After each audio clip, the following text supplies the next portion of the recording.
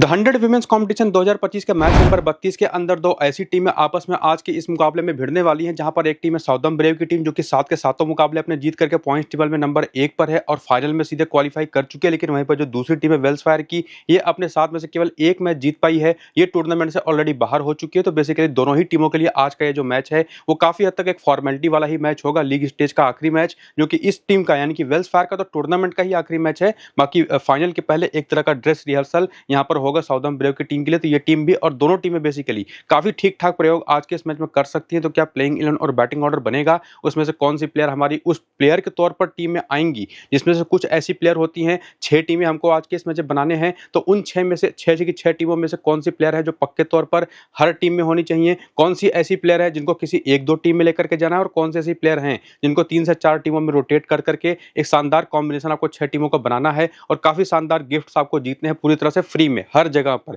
वो जानने के लिए पूरा शुरू से अंत तक ये वीडियो देखिएगा, जबकि ये मुकाबला खेला जाएगा द रोज बॉल साउथहैम्पटन के मैदान पर 28 अगस्त को शाम को 7:30 बजे से। और आपको ये भी बता दूं कि इस सीजन में भी ये दोनों टीमें एक बार इसके पहले भिड़ चुकी हैं। उस मैच में भी अगर हम बात करें तो साउदर्न ब्रेव की टीम ने उस मुकाबले को जीता था 3 विकेट से, वहां पर वेल्स फायर की टीम को हरा दिया था। और आज तो जो साउदर्न ब्रेव की टीम है अपने होम ग्राउंड पर खेलेगी शाम को 7:30 बजे से। मैच तो ये भारत के समय के हिसाब से स्टार्ट होगा, वहां की लोकल टाइम के हिसाब से शाम को 3 बजे से, यानी कि एक दिन का मैच खेला जाएगा। और यहाँ पर अभी तक के जो 3 मुकाबले खेले जा चुके हैं इस सीजन में, 3 के तीनों मुकाबले अगर आप देखें तो दिन के ही रहे हैं। जहां पर पहली इनिंग का पावर प्ले अगर आप देखें, सेकंड इनिंग का पावर प्ले अगर आप देखें हर एक मैच में, तो वहां पर कुछ ना कुछ तेज गेंदबाजों के लिए, स्पिनर्स के लिए रहा जरूर है। गेंद या तो ग्रिप करके बल्ले पर आएगी, या तो थोड़ी बहुत हल्की फुल्की नई गेंद की जो स्विंग होती है वो जरूर मिलती है। तो पहली 25 गेंदों का जो फेज होता है, वो चाहे पहली इनिंग की बॉलिंग का हो और चाहे सेकंड इनिंग की बॉलिंग का हो, वो काफी हद तक दिक्कतों भरा अभी तक रहा है। चाहे आप पहले मैच में देख लें, चाहे सेकंड मैच में देख लें, चाहे थर्ड मैच में देख लें, अभी तक केवल 2 बार ऐसा हुआ है। अगर आप देखें तो थोड़ी सी कंफर्टेबल टीमें दिखाई जरूर पड़ी है, लेकिन रन्स बने नहीं है उसके बावजूद। और इसी वजह से जो शुरुआती पावर प्ले की बॉलर्स हैं वो काफी इंपॉर्टेंट तो होंगी ही, साथ ही साथ वो डेथ में भी अगर बॉलिंग कर रही हैं तो सबसे बेस्ट ऑप्शन होने वाली हैं, उनको कतई आपको इग्नोर करना है नहीं। और उसमें कुछ ऐसी बॉलर भी जो केवल स्पेसिफिकली पावर प्ले में बॉलिंग करती हैं, वो भी काफी यहाँ पर इंपॉर्टेंट होने वाली हैं। और अगर आप देखें जो स्कोरिंग पैटर्न यहाँ पर अभी तक रहा है, पहले मैच में जहां पर साउदर्न ब्रेव की टीम ने 139 रन बनाए थे 7 विकेट के नुकसान पर, उसके जवाब में बर्मिंघम फिनिश की टीम केवल 124 के स्कोर पर ऑल आउट हो गई। दूसरे वाले मैच में नॉर्दर्न सुपर चार्जर्स की टीम ने 102 रन बनाए, टीम ऑल आउट हो गई। उसको चेज करके साउदर्न ब्रेव की टीम ने 8 विकेट से मैच को जीत लिया। और जो आखिरी मैच यहां पर खेला गया था, जहां पर साउदर्न ब्रेव की टीम को एक बार फिर से पहले बैटिंग मिली, उस टीम ने 161 रन बना दिए 6 विकेट के नुकसान पर। और सामने वाली टीम बर्मिंघम फिनिक्स को केवल 72 के स्कोर पर बुक करके उस मैच को काफी बड़े अंतर से जीता। तो एक चीज जो कॉमन दिखाई पड़ रही है वो यही कि साउदर्न ब्रेव की टीम ही वो सारे मैचेस जीती है जो इस मैदान पर खेले गए हैं, चाहे वो पहले बैटिंग करना पड़ा हो, चाहे सेकंड बैटिंग करना पड़ा हो। जनरली विमेंस मैचेस है, 3 विमेंस के भी मैचेस और 3 मेंस के भी मैचेस इस सीजन में इस ग्राउंड पर खेले जा चुके हैं। तो यूज्ड पिच हो चुकी है, तो कोई भी टीम जो टॉस आज जीतेगी ना, वो जनरली पहले बैटिंग ही करने जाएगी। लेकिन साउदर्न ब्रेव की टीम एक ऐसी टीम है कि जो कि इस मैदान पर चेज करके भी स्कोर को जीत सकती है। बाकी स्पिन को अभी तक 18, पेस को अभी तक 23 विकेटें मिली हैं, जिसमें पहली इनिंग में, सेकंड इनिंग में कितनी कितनी विकेटें मिली हैं उसका भी सारा डेटा यहाँ पर आप देख करके इस पिच के बारे में ये कम से कम जान सकते हैं कि पिच बैटिंग के लिए ठीक ठाक है। मैच के आगे बढ़ने के साथ साथ थोड़ी सी मुश्किलें पैदा करेगी ये बैटिंग के लिए। तो निश्चित तौर पर जो बॉलर्स है, जैसे मैंने आपको बताया था ना, जो पूरे 4 ओवर करेंगी या अपने पूरे 20 गेंदों का कोटा करेंगी, साथ ही साथ पावर प्ले, डेथ और कंबाइन करके बॉल करेंगी, और उसमें अगर वो बैटिंग भी कर लेती हैं तो वही सबसे मेन और इंपॉर्टेंट प्लेइंग ऑप्शन आज के इस मैच में होने वाली है। बाकी आप जाकर के टेलीग्राम और व्हाट्सएप चैनल को सबसे पहले तो ज्वाइन कर लीजिए। यहाँ पर आपको मैं अपनी फाइनल 6 टीमें दूंगा जो मैं खुद लगाता हूँ। और अगर आप जाकर के देखें रिजल्ट्स, वहां पर कई सारे लोगों ने अच्छे खासे वहां पर जाकर के प्राइजेस जीते हैं। हमने भी कई सारे रैंक्स वहां पर मिस करे हैं केवल वाइस कप्तान की वजह से। तो निश्चित तौर पर अगर आप पूरा वीडियो देख करके खुद से टीम बनाते हैं ना, तो कमाल की टीम बनने वाली है। मैं खुद से अपनी 6 की टीम फाइनल दूंगा टेलीग्राम और व्हाट्सएप पर, लिंक आपको डिस्क्रिप्शन में और पिन कमेंट में देखने को मिल जाएगा इसी वीडियो के। जाकर के लिंक्स को क्लिक करके टेलीग्राम और व्हाट्सएप को ज्वाइन कर लीजिए और वहां से फाइनल टीम 6 ले लीजिएगा, जहां पर आपको मैं टॉस के बाद वेदर के बारे में भी बता दूंगा, पिच के बारे में भी बता दूंगा, जिससे आपको टीम बनाने में भी आसान होगी। बाकी प्लेइंग 11 और बैटिंग ऑर्डर अगर आप देखें साउदर्न ब्रेव की टीम का, तो वो आपके सामने है। अभी तक की इनविंसिबल टीम बेसिकली पूरे टूर्नामेंट के अंदर 7 के सातों मैचेस जीत चुकी है। और इनकी बॉलिंग अगर आप देख लें तो जॉर्जिया एडम्स और क्लोई ट्रेवन निश्चित तौर पर आखिरी यानी कि 5वीं बॉलिंग ऑप्शन के तौर पर बॉलिंग करने आती हैं। 2-2 ओवर पिछले मैच में दोनों ने किए थे। हालांकि क्लोई ट्रेवन का जरूरी नहीं होता, ये लगभग हर मैच में 1 से 2 ही ओवर करती हैं, बल्कि चांसेस जॉर्जिया एडम्स के इन दोनों में यानी कि क्लोई ट्रेवन और जॉर्जिया एडम्स में सबसे ज्यादा किसी के ज्यादा ओवर्स करने के चांसेस होते हैं तो जॉर्जिया एडम्स के ही होते हैं। पिछले मैच में 2 ओवर किया था, उसके पहले वाले मैच में 4 ओवर किया। टिली कोटिंग कोलमैन लगातार आपको 3 से 4 ओवर करते दिखाई पड़ेंगे। मैडी विलियर्स भी 4 ओवर करते दिखाई पड़ेंगी। सोफी डिवाइन और लॉरेन बेल भी आपको 4-4 ओवर करते दिखाई पड़ेंगी। अब बेंच पर से कोई प्लेयर अगर ये टीम आज खिलाती है तो उसके बारे में देखना पड़ेगा। अपडेट आपको मैं टेलीग्राम पर कर दूंगा। बाकी रीसेंट फॉर्म भी आप यहाँ पर देखते चलिए, जिससे आपको पता चले कि प्लेयर्स की इंपॉर्टेंस बेसिकली क्या रही है, और जिससे आपको ये समझ में आए कि कौन सी प्लेयर बेस्ट हैं जो कि सीधे टीम में आते हैं, कौन सी प्लेयर ऐसी हैं जो कि रोटेट होंगी। और अभी तक के 7 मुकाबले खेले जा चुके हैं, सातों मैच से ये टीम जीती है। बेसिकली परफॉर्मेंस जबरदस्त रही होगी प्लेयर्स की। और उसमें अगर आप देखें डैनी वायट की परफॉर्मेंसेस, तो शुरुआत तो बहुत अच्छी करी थी उन्होंने टूर्नामेंट की। पहले 3 मैच में बैक टू बैक जबरदस्त पारियां, लेकिन अगले 4 मैचेस में थोड़ी सी हल्की साबित हुई हैं। लेकिन वहीं पर माया बुचियर की बात करें तो इनकी शुरुआत हल्की हुई थी, लेकिन अब निश्चित तौर पर इन्होंने फॉर्म गैदर कर लिया है। पिछले 4 मैचेस में बैक टू बैक लगातार 34 प्लस की ही इनिंग्स इनकी रही है। तो एक ऐसी प्लेयर है जिनका फॉर्म थोड़ा सा डाउन गया है, एक ऐसी प्लेयर है जिनका फॉर्म थोड़ा सा गेन हुआ है। लेकिन वहीं पर आती है तीसरी प्लेयर लौरा वुल्फार्ड, जिन्होंने ना सिर्फ शुरुआत अच्छी करी थी बल्कि लास्ट मैच में भी 56 नाबाद की शानदार पारी खेली। एक सबसे कंसिस्टेंट प्लेयर के तौर पर दिखाई पड़ी है अभी तक बैटिंग लाइनअप में इस टीम की तरफ से। लेकिन वहीं पर सोफी डिवाइन जो पूरे 4 ओवर की बॉलिंग भी करती है, बल्लेबाजी से तो निश्चित तौर पर कमाल करती दिखाई पड़ी ही है। 12 नाबाद, 25, 19, 41 नाबाद, 15 नाबाद, 27 नाबाद की पारियां, साथ ही साथ बॉलिंग करते हुए जो विकेटें भी इन्होंने चटकाई हैं, उससे यह समझ में आता है कि ये भी एक प्रॉपर एक सेफ ऑप्शन है जिनको आप कतई भी अपनी टीम से ड्रॉप करने का सोच नहीं सकते। इसके बाद आती है फ्रेया केम्प। ये एक ऐसी प्लेयर रही हैं जो कि इस स्ट्रॉन्ग बैटिंग लाइनअप में जो टॉप 4 इनका काफी बेहतर करता दिखाई पड़ा है। इनकी बैटिंग उतनी आ नहीं पाती, बॉलिंग ये करती नहीं फिलहाल रिसेंट टाइम में चोट ढील होने की वजह से। बाकी 17, 24, 14, 1 और 7 रन की पारियां खेली है इन्होंने। तो ये भी एक ऐसी अनसर्टेन टाइप की प्लेयर हैं जिनको किसी एक टीम में कहीं पर आप ले जाकर के रोटेट करके अपने टीम में लेके जा सकते हैं, वरना ज्यादा जरूरत इनकी पड़ेगी नहीं। इसके बाद आती है क्लोई टयोन, इसके बाद आती है जॉर्जिया एडम्स, इसके बाद आती है मैडी विलियर्स। 3 ऐसी खिलाड़ी जिसमें मैडी विलियर्स के सबसे ज्यादा चांसेस होते हैं, और ये 3 ऐसी प्लेयर है ना जिनको लेकर के जाने में काफी ठीक ठाक रिस्क होता है। तीनों की अगर हम बात करें, कभी ये आपको ज्यादा ओवर्स करके दे देंगी जॉर्जिया एडम्स, कभी मैडी विलियर्स, लेकिन इन तीनों में सबसे सेफेस्ट ऑप्शन कोई है अगर मैं उसको गेज करूं बेसिकली, तो वो यहाँ पर मैडी विलियर्स होंगी। सेकंड बेस्ट ऑप्शन यहाँ पर होती है हमेशा से जॉर्जिया एडम्स, और थर्ड बेस्ट ऑप्शन यहाँ पर हो जाती है क्लोई ट्रेयन एज ए बॉलर। लेकिन एज ए बैटर अगर आप देखेंगे तो बैटिंग ऑर्डर चूंकि क्लोई ट्रेयन का थोड़ा सा ऊपर है, लेकिन एक बात ये भी फैक्ट है कि बैटिंग इनकी आ नहीं पा रही है। अगर आप देखें जब बैटिंग आई भी है तो 0, 3, 5, 5 और 5 नाबाद की ये पारियां इन्होंने खेली है, यानी कि बल्ले से कुछ खास परफॉर्म कर भी नहीं पाई हैं। लेकिन बॉलिंग करते हुए विकेटें जरूर निकाल करके दे रही हैं, 1 विकेट यहाँ पर, 1 विकेट यहाँ पर, बाकी उसके पहले के मैचेस में विकेट नहीं है। 3 विकेटें बेसिकली पूरे टूर्नामेंट के अंदर इन्होंने अभी तक ले रखी हैं। तो इन तीनों में से ना, उसमें अगर आप देखें मैडी विलियर्स लगातार 4 ओवर करते दिखाई पड़ी हैं, और लगातार शानदार बॉलिंग भी जब इनको पूरे 4 ओवर मिलते हैं तो ये करके देती है, विकेटें निकाल करके देती हैं। और उसी में जॉर्जिया एडम्स को भी अगर आप ऐड कर दें तो लगातार ज्यादातर ओवर्स करती है। तो इन तीनों को निश्चित तौर पर उसी अपने जैसे मैंने आपको बताया ना कि एक सेफ है, एक सेकंड बेस्ट ऑप्शन, एक थर्ड बेस्ट ऑप्शन है, उसी तरह से इन तीनों को अपनी टीमों में आपको शामिल भी करना है। ज्यादातर टीमों में आपकी मैडी विलियर्स होंगी, उसके बाद जॉर्जिया एडम्स होंगी, क्लोई ट्रेयन 1 या 2 टीम में। ये चीज ध्यान रख करके चलिएगा। रिहाना साउथबैंक के विकेट कीपर बैटर है, बैटिंग इनकी आती नहीं है। इसके बाद आती है लॉरेन बल और टिली कोटिंग कोलमैन, 2 और ऐसी बॉलर जो पूरे 4-4 ओवर करती हैं। और इन दोनों की परफॉर्मेंस देखें तो लॉरेन बेल ने तो कमाल की परफॉर्मेंस करी है, अभी तक एक भी मैच में विकेट लेस नहीं गई है। टिली कोटिंग कोलमैन भी केवल पिछले मैच में विकेट लेस गई हैं, बाकी सभी मैचेस में लगातार विकेटें इन्होंने चटकाई हैं। तो ये दोनों भी काफी सेफ एंड साउंड ऑप्शन के तौर पर दिखाई पड़ती हैं। और बेसिकली ये 6 ऑप्शन हो जाती हैं जो कि निश्चित तौर पर सीधे टीम में आती दिखाई पड़ रही हैं, जिसमें ये 2 जो ऑप्शन है मैडी विलियर्स और जॉर्जिया एडम्स, इसमें मैडी विलियर्स निश्चित तौर पर अगर आप 6 टीमें बना रहे हैं तो ये दोनों टीमों में दोनों होनी चाहिए आपकी निश्चित तौर पर, ये भी मैं कहूंगा। लेकिन उसमें ये आपको ध्यान में रखना है ना कि सबसे ज्यादा कोई रोटेट प्लेयर यहाँ पर होगा तो वो जॉर्जिया एडम्स होंगी, यानी कि 3 टीमों में या 4 टीमों में आप इनको जगह दीजिए। बाकी टीमों में इनको रोटेट करके एक में रखिए डैनी वैट को, एक में रखिए यहाँ पर माया बुचियर को, और उसके बाद यहाँ पर आइए किसी एक आध टीम में आप लेकर के जा सकते हैं क्लोई ट्रेयन को भी जॉर्जिया एडम्स की जगह पर। इस तरह से रोटेट आपको करना है, या यही सेम रोटेशन आप यहाँ पर लेकर के कर सकते हैं लौरा वुल्फार्ड को भी, जो लगातार शानदार फॉर्म में बैटिंग कर रही हैं। और निश्चित तौर पर एक डिप तो आना ही है कभी ना कभी, लॉ ऑफ एवरेजेस, तो निश्चित तौर पर इनको भी आप रोटेट करके 4 टीमों में रखिए। बाकी 2 टीमों में रोटेट करके जहां पर आप इनको नहीं कर रहे हैं रोटेट, वहां पर आप माया बुचियर, डैनी वैट को एक साथ भी लेके जा सकते हैं, दोनों को हटा करके, या एक एक करके भी ले जा सकते हैं। तो कौन सी 6 ऑप्शन बेस्ट हैं जो कि आपके मिनिमम 4 से 5 टीमों में होने चाहिए। बाकी प्लेयर जो रोटेट होंगी उनको मैंने अंडरलाइन कर दिया है। ज्यादा आपको दिमाग लगाने की जरूरत है नहीं टीम बनाते टाइम, ज्यादा दिमाग लगाएंगे तो ज्यादा बेहतर टीम बन भी नहीं पाएगी। इसके बाद आएंगे हेड टू हेड के स्टैट्स भी देख लेते हैं। तो उसमें देखेंगे डैनी वैट के नंबर्स, वेल्स फायर के खिलाफ 8 मैच 182 रन, 67 का हाईएस्ट स्कोर है। माया बुचियर के नंबर्स काफी खराब है, 7 मैच 112 रन, 42 का हाईएस्ट स्कोर है। लौरा वुल्फार्ड के नंबर्स तो और भी खराब है, 4 मैच 82 रनों के साथ, लेकिन सोफी डिवाइन 4 मैच 126 रन है, रन है, 3 विकेटें भी हैं। फ्रेया कैम्प ने कुछ खास कमाल किया नहीं है। क्लोई ट्रेवन के 6 में से 83 रन है, 3 विकेटें हैं। वहीं पर जॉर्ज एडम्स के 6 में से 95 रन है, 5 विकेटें हैं। मैडी विलियर्स के 4 मैच में 23 रन है, 1 विकेट है। और वहीं पर रिहाना साउथबाई हो गई, लॉरेन बेल हो गई 7 मैच में 7 विकेटों के साथ, टेली कोलमैन हो गए 3 मैच में 2 विकेटों के साथ।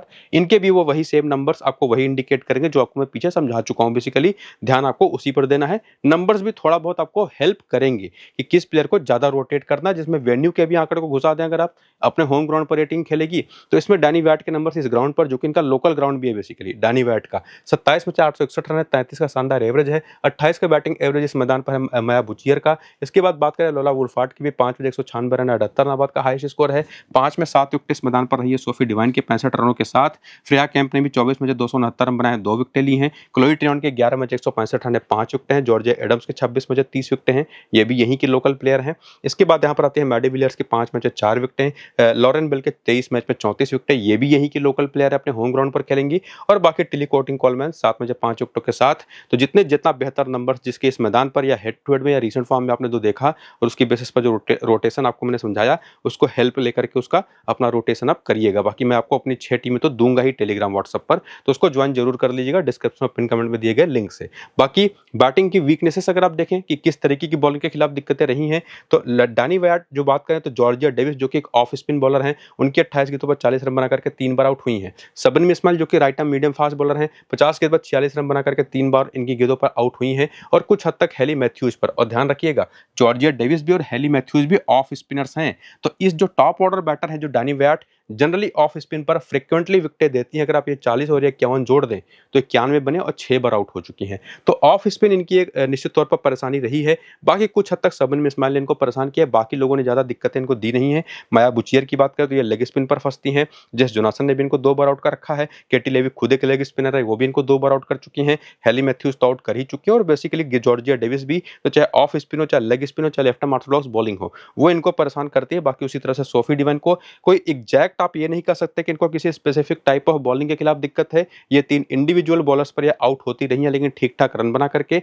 बाकी लॉरा वुल्फार्ड को भी सेम वही चीज आप कह सकते हैं, लेकिन दिक्कत थोड़ी सी इनको हेली मैथ्यूज पर रही है। तो एक कॉमन ऑप्शन सबनी इस्माइल तेज गेंदबाज के तौर पर, और बाकी स्पिनर्स में लेग स्पिनर और specifically of spin bowling option जो है ना, वो इस टीम के खिलाफ काफी यूटिलिटी वाइज बेस्ट ऑप्शन होती है ऑफ स्पिनर, ये ध्यान में रखिएगा। इसके बाद फ्रेया कैम्प है, रिहाना साउथबाई है, क्लोई ट्रेवन है, जहां पर आपको बार बार left arm orthodox bowling, off spin bowling, ऐसी टाइप ऑफ बॉलिंग है जो कि इस टीम की बैटर्स को काफी हद तक परेशान करती रही हैं। और स्पेसिफिकली मैं नाम लूंगा ऑफ स्पिन का, जिसमें लेग स्पिन भी निश्चित तौर पर एक रोल प्ले करेगा। वो कितनी ओवर बॉलिंग करेगी लेग स्पिनर, वो देखना पड़ेगा। और निश्चित तौर पर सबनी इस्माइल तो है ही। और इन बॉलर्स के बारे में अगर आप जानने की कोशिश करें तो इस टीम में है जॉर्जिया डेविस, जो कि आप देख ही चुके हैं। केटी लेविक भी है leg spinner, left arm Orthodox Jess Jonassen भी, जिनका एक एडवांटेज है, नंबर 5 पर बैटिंग करेंगी तो बल्ले से भी आपको योगदान देके दे सकते हैं। बाकी एक और ऑफ स्पिनर हेली मैथ्यूज भी हैं। अब चूंकि ऑफ स्पिनर हेली मैथ्यूज लगातार आपको पूरे 3 से 4 ओवर की बॉलिंग हर मैच में करती दिखाई पड़ रही हैं, तो जॉर्जिया डेविस के ओवर्स काफी कम हो जाते हैं,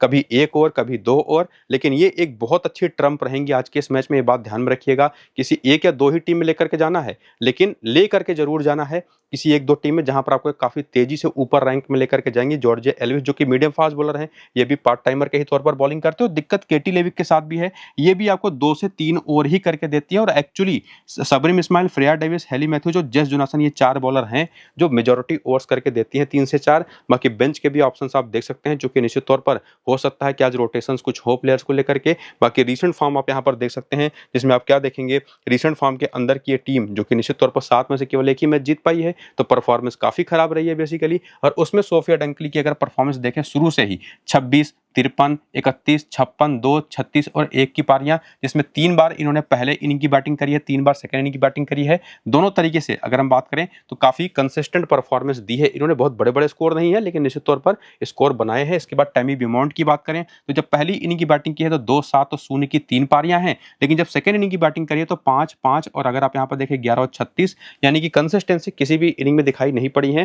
थोड़ी सी ज्यादा सेफ समझ में आती है सेकंड इनिंग की बैटिंग में। इसके बाद यहां पर आती है हेली मैथ्यूज जिनके 18 रन 1 विकेट है, 34 नाबाद 3 विकेट है, 0 रन 1 विकेट है, 12 रन 2 विकेट है। और बेसिकली ये एक ऐसी प्लेयर हैं जिनके ऊपर कोई क्वेश्चन मार्क लगता ही नहीं, ये तो सीधे कप्तान के तौर पर भी बेस्ट ऑप्शन है। और ठीक उसी तरह से जॉर्ज एल्विस जो आती तो नंबर 4 पर है बैटिंग करने के लिए, लेकिन अगर आप इनके बल्लेबाजी देखें तो 2 रन 1 रन 36 रन 0 11 9 13 यानी कि बल्ले से रन इनके आए हैं नहीं। बॉलिंग कभी कभार करके देती हैं तो परफॉर्मेंस उतनी बेहतर आई है नहीं। लेकिन एक बात अगर आप देखें नंबर 4 पर जिस तरीके से इनसे बैटिंग कराई गई है, जो कि आज भी अगर कराया जाता है ना, तो ये भी एक one of the most important Trump player होंगे, ठीक जॉर्जिया डेविस की जगह पर की तरह। जैसे आपको मैंने एक्सप्लेन किया था कि रखना किसी एक या दो टीम में ही है जॉर्जिया एल्विस और जॉर्जिया डेविस दोनों को, लेकिन रखना जरूर है। और उस टीम में अब इन दोनों में से किसी एक को वाइस कप्तान भी जरूर बनाइए, कप्तान तो नहीं वाइस कप्तान भी जरूर, जो कि बड़ा रोल प्ले कर सकती हैं। जॉर्जिया डेविस को तो मैं कप्तान सजेस्ट नहीं करूंगा, जो कि 4 मैच में केवल एक ही विकेट ले पाई हैं, बॉलिंग भी काफी कम करते हैं, लेकिन वो वाइस कैप्टनसी आप दे सकते हैं जॉर्जिया एल्विस को। लेकिन किसी दो टीम में रखना है और देना किसी एक टीम में है वो वाइस कैप्टनसी। इसके बाद आते हैं जस जोनासन, ये भी one of the most important players में से एक है इस टीम की तरफ से। परफॉर्मेंस भी उन्होंने उसी तरीके से दी है, अगर आप देखें लगातार शानदार विकेटें, बैटिंग से परफॉर्मेंस। इसके बाद यहाँ पर आते हैं सारा ब्राइस, इनके विकेट कीपर बैटर, जो विकेट कीपिंग सेक्शन में अगर हम बात करें ना, हालांकि सेफेस्ट नहीं लेकिन निश्चित तौर पर काफी नीचे बैटिंग करती हैं। बैटिंग इनकी भी उतनी आई नहीं है, परफॉर्मेंस निकल करके दिया नहीं है इन्होंने। एलेक्स ग्रिफिथ को भी पिछले मैच में खिलाया गया था, चली नहीं। इसके बाद फ्रेया डेविस भी अगर आप देखें पिछले मैच में 3 विकेट है, पहले 3 मैचेस में 5 विकेट थी, बीच में 3 मैच में विकेटलेस गई थी। जहां पर पहली इनिंग की जब ये बॉलिंग करती है ना, तो यहाँ पर ये 3 विकेट है, एक यहाँ पर कोई विकेट नहीं है, एक यहाँ पर और 3 विकेट है, यहाँ पर 1 विकेट है। और जनरली ये पहली इनिंग की बॉलिंग में ज्यादा कामयाब रही है, सेकंड इनिंग की बॉलिंग में इनकी उतनी चली नहीं है। सेकंड इनिंग की जब भी इन्होंने बॉलिंग की है तो यहाँ पर देखिए विकेटलेस है, यहाँ पर भी विकेटलेस है, यहाँ पर 1 विकेट है। तो 3 बार की सेकंड इनिंग की बॉलिंग में केवल 1 ही विकेट है। और जनरली ये पहली इनिंग की बॉलिंग के लिए एक बेस्ट ऑप्शन होती है। और ये आपको मैं हमेशा बताता हूँ हर वीडियो में, वो इंडिकेशन मैंने लगा रखे होते हैं कि पहली इनिंग की परफॉर्मेंस है, और जहां पर कोई भी इंडिकेशन नहीं, वो सेकंड इनिंग की परफॉर्मेंस है। अगर आप लगातार वीडियोस मेरे देखते हैं तो आप समझ पा रहे होंगे, विकेटों के साथ वो इंडिकेशन लगा हुआ सिंगल इनवर्टेड कॉमा वाला, तो वो पहली इनिंग की परफॉर्मेंस है। और साथ ही साथ रनों के साथ लगा हुआ है तो वो भी पहली इनिंग की ही परफॉर्मेंस है। और नहीं लगा हुआ है कुछ तो निश्चित तौर पर वो सेकंड इनिंग की परफॉर्मेंस है, चाहे बल्ले से चाहे गेंद से। इसके बाद आते हैं सबरीम इस्माइल, अगर आप इनकी भी परफॉर्मेंस देखें तो पहली इनिंग की बॉलिंग में 1 विकेट है, 2 विकेट है, 1 0 विकेट है, 1 विकेट है। सेकंड इनिंग की बॉलिंग में 3 विकेट है, 0 0 यानी कि 2 बार सेकंड इनिंग की बॉलिंग में विकेटलेस गई है, लेकिन एक बार 3 विकेट भी लिया है। तो इनके बारे में कुछ खास श्योर शॉट आप नहीं कर सकते कि किसी स्पेसिफिक बॉलिंग के लिए ये निश्चित तौर पर बेस्ट ऑप्शन है। तो ये 4 ऐसी प्लेयर निकल करके आती हैं टीम के अंदर से, जिसमें से हेली मैथ्यूज, जेस जोनासन और सबरीम इस्माइल, इन चारों को, और उसमें सोफिया डंकुली को भी इंक्लूड कर दीजिए, बेस्ट ऑप्शंस हैं। कम से कम 4 टीमों में आपकी होनी चाहिए। और उसमें जेस जोनासन, हेली मैथ्यूज तो सारी टीमों में 6 की 6 टीमों में होनी चाहिए। लेकिन बाकी जो 2 टीमें बचेंगी उन टीमों में आप किसी में सोफिया डंकुली, यहाँ पर टैमी ब्यूमॉन्ट को रख लीजिए, किसी में दोनों को रख करके ड्रॉप कर दीजिए, किसी तीसरे प्लेयर को जैसे सबरीम इस्माइल को खास करके सेकेंड इनिंग की बॉलिंग में, और किसी एक टीम में आप लेकर के जाइए जॉर्जिया फ्रेया डेविस को, जो कि आएंगी आपकी लगभग 2 से 3 टीमों में। पहली इनिंग की बॉलिंग होगी तब तो निश्चित तौर पर 4 से 5 टीमों में आएंगी। ये भी बात ध्यान में रखिएगा कि अगर पहली इनिंग की बॉलिंग है तो इनको काफी हद तक आपको ज्यादा वैल्यू देना है। एक और ऑप्शन यहाँ पर केटी लेविक का है, जो जॉर्जिया डेविस की तरह या जॉर्जिया एल्विस की तरह ही आपको एक एक या 2 टीम में ही रखना है। इनको ज्यादा रोटेट इनको करना है नहीं, क्योंकि इनको ना तो विकेट ज्यादा मिली है ना तो ओवर्स इनको ज्यादा मिलते हैं। तो इस टीम की तरफ से तो ज्यादा ऑप्शन थे नहीं, लेकिन जो भी हैं वो काफी सॉलिड और जबरदस्त ऑप्शन हैं, जिनको आप अपनी टीम में सीधे लेकर के जाएंगे तो आप काफी अच्छा कर पाएंगे। बाकी यहाँ पर आपके सामने है हेड टू हेड के आंकड़े, जिसमें अगर आप देखें तो केटी लेविक के 5 मैच में 4 विकेटें, 8 में 6 विकेटें सबरीम इस्माइल के, 7 में 6 विकेटें फ्रेया डेविस के, 4 में 4 विकेटें हैं जॉर्जिया डेविस के। हालांकि कितनी बॉलिंग करेंगे कुछ पता नहीं। एलेक्स ग्रिफिथ का, सारा ब्राइस का, जेस जोनासन के आंकड़े काफी बढ़िया है, 3 मैच में 9 विकेटों के साथ।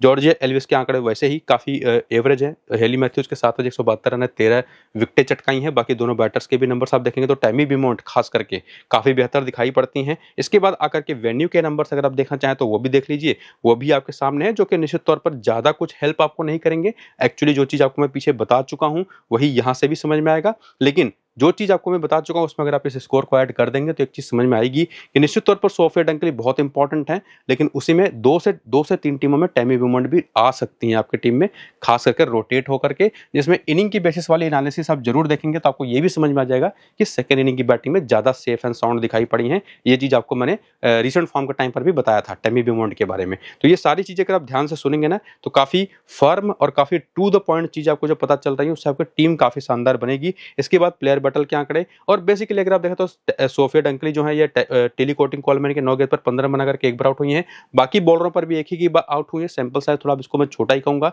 तो लेकिन स्पिन के खिलाफ थोड़ी सी दिक्कत इनको होती है। टैमी बिमोंट को तो स्पेसिफिकली अगर आप देखें तो जॉर्ज एडम्स ने 2 बार आउट कर रखा है, 3 बार लॉरेन बेल ने, कोलमैन ने एक बार सोफी डिवाइन ने। तो इनको भी ऐसी कोई खास दिक्कत किसी तेज गेंदबाजी या टाइप ऑफ स्पिन बॉलिंग पर नहीं होती, ना तो ज्यादा सोफिया डंकली को ही होती है। थोड़ी बहुत स्पिन पर तो हर एक प्लेयर फंसती है, इंग्लिश प्लेयर्स खास करके। बाकी जॉर्जिया एल्विस को लेग स्पिन और लेफ्ट आर्म ऑर्थोडॉक्स दोनों तरीके की बॉलिंग अच्छी खासी परेशान करती है। बाकी 3 इंडिविजुअल बॉलर्स ने भी इनको आउट कर रखा है। उसी तरह से आप हेली मैथ्यूज को भी देखेंगे तो इनको भी कोई खास स्पेसिफिक दिक्कत नहीं है स्पिन बॉलिंग पर, लेकिन निश्चित तौर पर वो काम आ सकती है स्पिन बॉलिंग के खिलाफ। बाकी जेस जोनासन और सेराब्राज का भी वही सेम डेटा प्लेयर बैटल का। और जब अपनी टीम आप बनाने शुरू कर देंगे तो निश्चित तौर पर साउदर्न ब्रेव की ही टीम काफी हद तक फेवरेट है आज के इस मैच के लिए, जीतने के लिए खास करके। और उसमें देखेंगे ना तो सोफी डिवाइन और हेली मैथ्यूज जनरली सबकी कप्तान है, उस कप्तान है, लेकिन उसमें आप रोटेट करके किसी 2-2 3-3 टीमों में डैनी वायट, यहाँ पर जेस जोनासन और लॉरेन बेल को भी ट्राई कर सकते हैं। और जो भी आपकी फाइनल टीम बनेगी 6, वो आप खुद से बनाना चाहें तो बना सकते हैं, वरना मैं अपनी 6 टीम आपको खुद टेलीग्राम पर और व्हाट्सएप पर दूंगा टॉस के बाद, जहां पर आपको मैं ये भी बता दूंगा वेदर कैसा है